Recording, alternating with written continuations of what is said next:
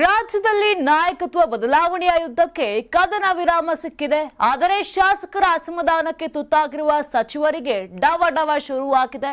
ಯಾಕೆಂದ್ರೆ ಕೆಲ ಸಚಿವರ ವಿರುದ್ಧ ಶಾಸಕರು ರಾಜ್ಯ ಕಾಂಗ್ರೆಸ್ ಉಸ್ತುವಾರಿ ರಣದೀಪ್ ಸಿಂಗ್ ಸುರ್ಜೇವಾಲಾ ಅವರಿಗೆ ದೂರು ಸಲ್ಲಿಸಿದ್ದಾರೆ. ರಣದೀಪ್ ಸಿಂಗ್ ಸುರ್ಜೇವಾಲಾ ಅವರು ಚಾರ್ಜ್ ಶೀಟ್ನೊಂದಿಗೆ ರಾಜ್ಯಕ್ಕೆ ಮತ್ತೆ ಭೇಟಿ ನೀಡುತ್ತಿದ್ದಾರೆ. ಶಾಸಕರ ದೂರುಗಳಿಗೆ ಸಮಜಾಯಿಷಿ ಕೇಳುವ ಭಾಗವಾಗಿ ಕೆಲವು ಸಚಿವರೊಂದಿಗೆ ಮುಖಾಮುಖಿ ಸಭೆ ಕೂಡ ನಡೆಸಲಿದ್ದಾರೆ. ಇನ್ನು ಮುಖ್ಯಮಂತ್ರಿ ಮತ್ತು ಉಪಮುಖ್ಯಮಂತ್ರಿ ದಿಲ್ಲಿ ಭೇಟಿ ಬಳಿಕ ನಡೆಯಲಿರುವ ಈ ಸಭೆ ಹೆಚ್ಚು ಮಹತ್ವವನ್ನ ಪಡೆದುಕೊಂಡಿದೆ. ಬೆಂಗಳೂರಲ್ಲಿ ಇದೇ ಜುಲೈ 15ರಂದು ಎಐಸಿಸಿ ಒಬಿಸಿ ಸಮಿತಿ ಸಭೆ ನಡೆಯಲಿದೆ. ಈ ಸಭೆಯಲ್ಲಿ ಭಾಗವಹಿಸಲಿರುವಂತಹ ಸುರ್ಜೇವಾಲಾ ಇಲ್ಲೇ ವಾಸ್ತವ್ಯವನ್ನ ಕೂಡ ಹೂಡಲಿದ್ದಾರೆ. ಮರುದಿನ ಬೆಳಗ್ಗೆ 10:30ರಿಂದ ಕೆಪಿಸಿಸಿ ಕಚೇರಿಯಲ್ಲಿ ಕೆಲವು ಸಚಿವರು ಹಾಗೂ ಲೋಕಸಭಾ ಸದಸ್ಯರೊಂದಿಗೆ ನಿರಂತರ ಸಮಾಲೋಚನೆಯನ್ನ ನಡೆಸಲಿದ್ದಾರೆ. ಈ ಹಿಂದೆ ಮಾಡಿದ ಸಭೆಗಳಲ್ಲಿ 60ಕ್ಕೂ ಹೆಚ್ಚು ಶಾಸಕರೊಂದಿಗೆ ಸುರ್ಜೇವಾಲಾ ಮುಖಾಮುಖಿ ಸಭೆಯನ್ನ ನಡೆಸಿದ್ರು.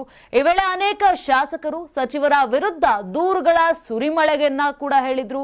ಕೆಲವು ಸಚಿವರು ತಮಗೆ ಕಿಮ್ಮತ್ತು ಕೊಡ್ತಿಲ್ಲ, ಮುಖ ಕೊಟ್ಟು ಮಾತನಾಡೋದಿಲ್ಲ, ವರ್ಗಾವಣೆ ಸಹಿತ ಹಲವು ವಿಚಾರಗಳಲ್ಲಿ ಶಿಫಾರಸು ಪತ್ರಗಳನ್ನ ತಿರುಗಿಯೂ ಕೂಡ ನೋಡ್ತಿಲ್ಲ, ಮಧ್ಯವರ್ತಿಗಳ ಹಾವಳಿ ಅನೇಕ ಇಲಾಖೆಗಳಲ್ಲಿದ್ದು ಇದರಿಂದ ಬೇಸರ ಬರುವಂತಾಗಿದೆ ಅಂತ ಆರೋಪಗಳನ್ನ ಆಡಳಿತ ಪಕ್ಷದ ಶಾಸಕರೇ ಮಾಡಿದ್ರು.